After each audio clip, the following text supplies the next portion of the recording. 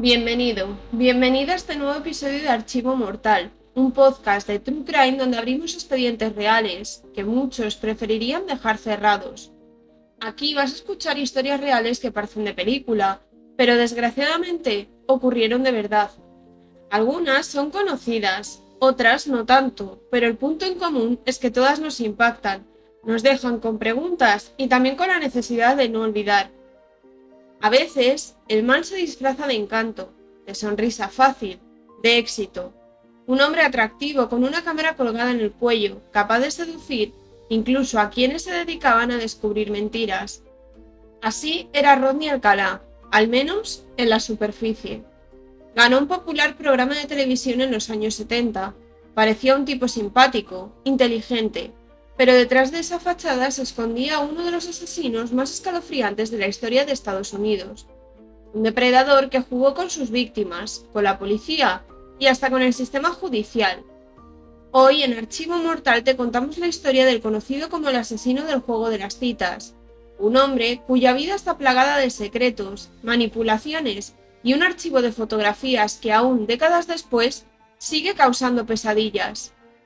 Antes de comenzar me gustaría agradecer vuestro tiempo y si es posible suscribiros, dar un like y compartir si os gusta este contenido. Y dicho esto, abrimos el archivo.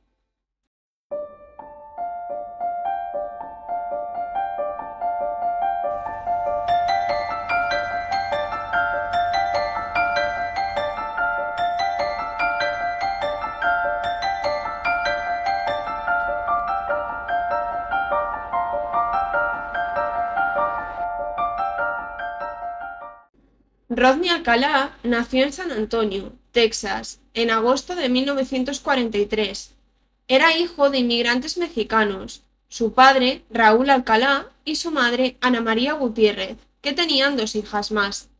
En el hogar familiar, además, vivía su abuela materna. Aunque se conoce muy poco de su infancia, Rodney era un niño con un comportamiento totalmente normal. Asistía a un colegio católico privado. Cuando tenía 11 años, la familia se trasladó a México, porque su abuela enfermó y quería pasar sus últimos momentos de vida en su tierra natal. Allí Rodney fue inscrito, al igual que sus hermanas, en un colegio público. Pocos años después, su padre regresaría a Texas, donde conoció a otra mujer, y abandonaría a su familia, comenzando una nueva vida. Tras este acontecimiento, Ana María y sus tres hijos volverían a Estados Unidos, pero esta vez se mudarán a Los Ángeles, California. Cuando Rodney tuvo edad, se unió al ejército de los Estados Unidos, pero de repente un día regresó a casa de su madre. Ella le preguntó qué estaba haciendo allí, y Rodney simplemente dijo que no lo sabía, que había decidido caminar y se encontraba de nuevo en su casa. Su madre le reprochó que tenía que volver para no ser catalogado como desertor. De este modo, convenció al joven y volvió al ejército. En el lugar decidieron hacerle una evaluación psicológica, ya que la decisión de haberse marchado fue a causa de un posible ataque de nervios.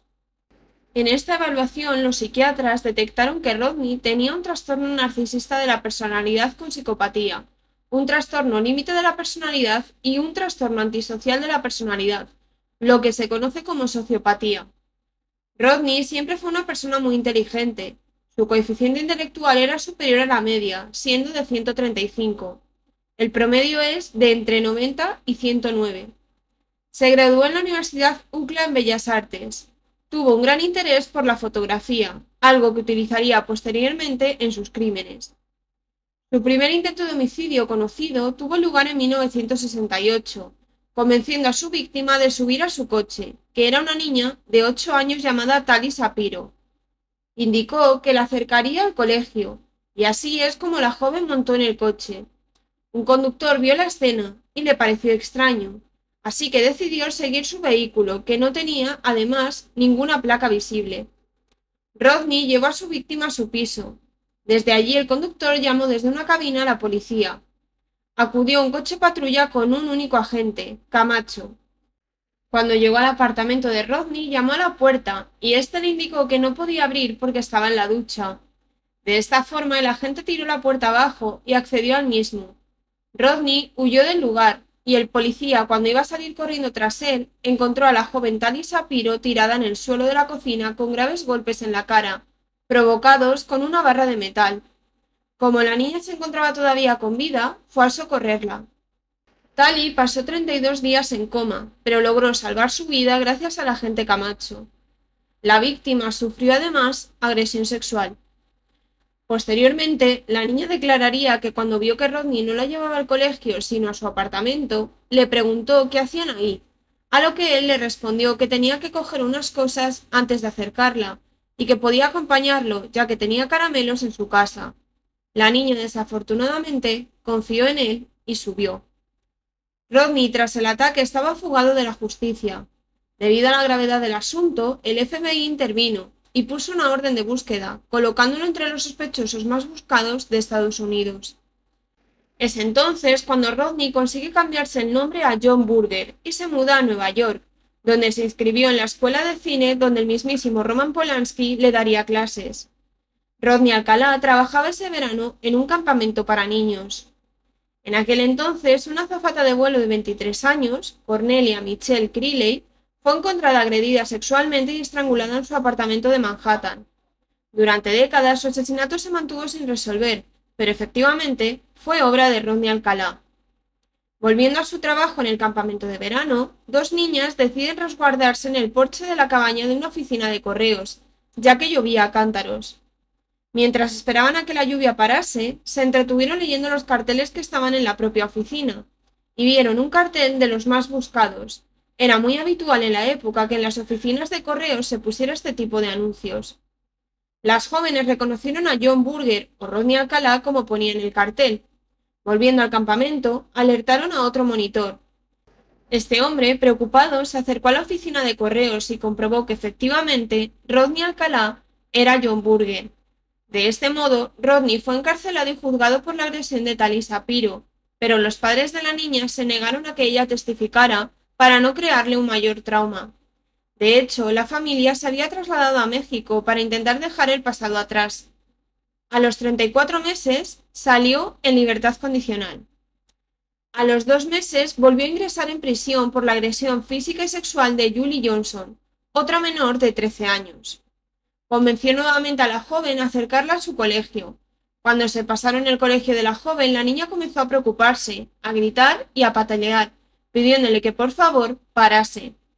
Rodney en ese momento se puso muy violento y le gritó que se callara. El hombre condujo hasta Huntington Beach y le ordenó bajar allí. Se sentaron en unas rocas y él se puso a fumar hierba, ofreciéndola a la joven, que accedió, intentando evitar que se enfadase de nuevo. Cuando se lo fue a devolver, la niña lo tiró al suelo, intentando distraer a Rodney para salir corriendo. Cuando se levantó, él la agarró, la atrajo hacia sí mismo y empezó a agredirla sexualmente. En ese momento pasó un guardacostas que se acercó sin que le vieran y preguntó qué estaba ocurriendo. La niña pidió auxilio y detuvo a Rodney llevándolo de inmediato a comisaría. Cuando le interrogaron, él afirmó que la hierba era de Julie, que se la había insinuado y que lo que había sucedido había sido consentido. Al revisar sus antecedentes, le metieron de nuevo en prisión durante 2 años. Tras salir nuevamente de prisión, Rodney se hace pasar por fotógrafo profesional de moda para cazar a sus víctimas. Estas fotografías eran de carácter erótico. Es así como captó a la joven Ellen Hoover Jane, una joven de 23 años a la que asesinó. Era hija del dueño de Zeros, un club nocturno muy popular en la época. La chica era hijada de los artistas Dean Martin y Sammy Davis Jr. Su caso fue muy mediático y salió en la prensa, ya que Ellen estaba desaparecida. Durante décadas, el caso no se resolvió. Sus restos fueron enterrados en la propiedad de Rockefeller. El modus operandi de Rodney era siempre el mismo. Primero reducía a sus víctimas y las ataba y amordazaba. Las golpeaba principalmente en la cara y la cabeza, les mordía sus partes íntimas, las sodomizaba y las agredía sexualmente. Finalmente las estrangulaba con la ropa interior de la propia mujer. Una vez fallecidas, las colocaba de forma grotesca y denigrante para la propia víctima. Por ejemplo, con los dedos metidos dentro de su propio ano o con una posición sexual muy denigrante. Nos trasladamos ahora a su aparición en el programa The Dating Game, muy popular en la época. Su metodología era sencilla. Un aspirante, hombre o mujer, hacía una serie de preguntas a 3 pretendientes o pretendientas que se encontraban tras biombos. En base a la respuesta que daban, el participante elegía a uno de los misteriosos pretendientes. Desgraciadamente, el programa no comprobaba los antecedentes que tenían los concursantes, permitiendo que un exconvicto y un asesino en serie participara y ganara 3 citas con la aspirante Cheryl Bradshaw. El presentador del programa lo presentó como un fotógrafo de éxito y que entre sus pasatiempos se encontraba practicar motociclismo y paracaidismo. No sabemos qué ocurrió tras las cámaras, pero Cheryl notificó al programa que no quería las citas con este hombre. Tras el programa siguió cometiendo crímenes con el mismo modus operandi. Su objetivo siempre eran menores o mujeres jóvenes. De este modo, en 1979 sería nuevamente encarcelado por la agresión y asesinato de una niña de 12 años, Robin Samsoe. La secuestró en Huntington Beach cuando la pequeña iba a su clase de ballet. Los amigos de Robin afirmaron que un extraño se les acercó y les preguntó si querían tomarse unas fotos, pero todos dijeron que no. Rodney igualmente se quedó en la zona observándolos. Robin se tenía que marchar y pidió prestada la bicicleta a uno de sus amigos. En ese momento, Rodney la raptó. Cuando interrogaron a los amigos de Robin, se realizó un retrato robot de Rodney Alcalá, y el propio exoficial de la condicional del hombre lo identificó. Rodney fue detenido, y en el registro de su casa encontraron las llaves de un trastero donde encontraron un monedero rojo y rosa y dentro de este muchas joyas de mujeres, que probablemente pertenecían al resto de sus víctimas. Entre ellas, unos pendientes pertenecientes a su última víctima, Robin. No fue lo único que encontraron, y es que aparecieron más de 1.700 fotografías de mujeres, películas, diapositivas con escenas de sus agresiones, incluso una película cuyo nombre era Agresión sexual de Talibé. En el primer juicio por el crimen de Robin Samsoe, cabe destacar que fueron varios, fue declarado culpable incluso con pena de muerte, pero al poco tiempo, por un error burocrático del propio juez, se anuló este juicio. En 1986 fue nuevamente juzgado por el asesinato de la menor y condenado nuevamente a muerte, pero en 2001 dicha condena sería anulada de nuevo, debido a que la guardabosques que encontró el cuerpo de Robin fue inconsistente en su declaración durante el juicio, ya que no recordaba ciertos detalles.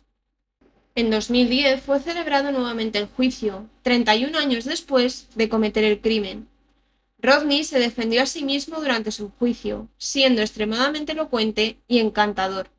Se hacía preguntas a sí mismo como si fuese abogado, incluso cambiando el tono de voz y respondiendo con su propia voz.